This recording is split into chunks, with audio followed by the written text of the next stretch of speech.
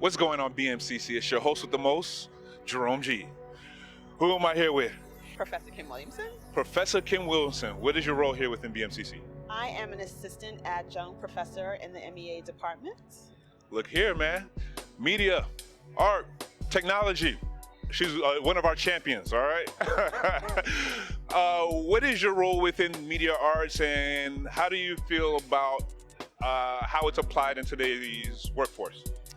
Interesting. So I come as a professor of experience, having worked in the industry for many years in both news and entertainment and development. So I teach my MES 152 contemporary media class from the perspective of a producer, how we see things, how we experience things, the storytelling of everything that we see out in the world.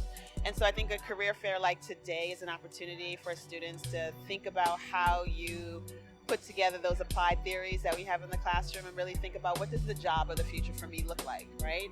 Students in this discipline come from everywhere from outside of the media department, as well as those who are in video arts and technology, multimedia program design, just comm studies, all of that, right? But the goal is always, how can we tell our story?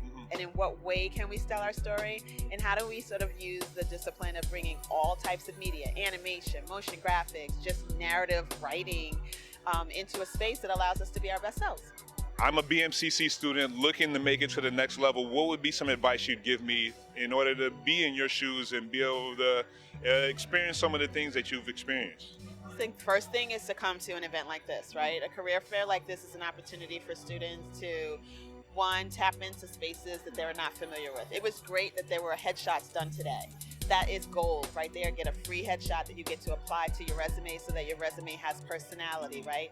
To talk to all of the companies and not just to say, oh, I'm an animation major, but talk to them to find out what is it that your company does in this realm of media? How does your company apply certain disciplines? And where do you see how or what I might be able to offer kind of fits into that space, right?